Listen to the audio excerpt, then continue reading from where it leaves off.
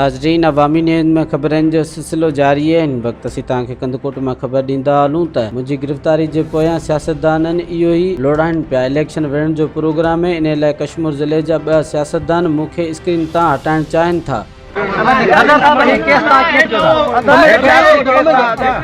शबीर अली खान बेचाराणी और मीर आबिद खान की ख्वाहिश है सरदार जेल में हुए तो असां सियासत क्यों एकड़ो सियासी केस है।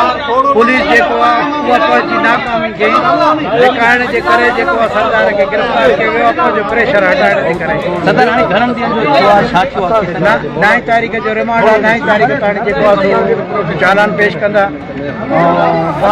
पुलिस बयान वरितो आहे छा हुन में तव्हां चयो आहे पुलिस बयान कोई भी बयान मां खां अञा हिन वटि थोरी कोन वरितो। सरदार साहब छो गिरफ़्तार कयो वियो और मां कराची खां जेको आहे गिरफ़्तार प्रेशर मूंखे हिन शइ जी ख़बर कोन्हे। प्रेशर को पुलिस जो कोई भी प्रेशर सरदार साहब जेल में जां थो थो इहो प्रेशर आहे। सरदार साहब वक्तन बवक्तन इहो थिए थो अवां सां मसलो जीअं थियो आहे आख़िर छो पियो थिए ईअं? सियासतदान जिंदाबाद आहिनि उहे वेठा आहिनि उहे ई लड़ाइनि था। मां त हमेशह गवर्नमेंट जी इदारनि जो एतिराम कयो आहे और सपोर्ट अवां कश्मीर ज़िले जे सियासतदान जो नालो घुसायो हिन में शिकारपुर जा बि आहिनि के न?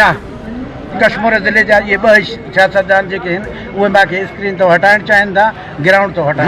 काउंसिलियूं असरअंदाज हो या खटो था पिया शिकारपुर कंदकोट ज़िले में जेको आहे मां 6 खां वधीक यूनियन काउंसिलियूं आहिनि। इंशाल्लाह उन्हनि में मुंहिंजी अक्सरियत आहे और मुंहिंजो प्रोग्राम आहे इलेक्शन जो तंहिं करे हे सियासी हिकिड़ी वांगार वड़ी आहे पुलिस तो इंशाल्लाह इनखे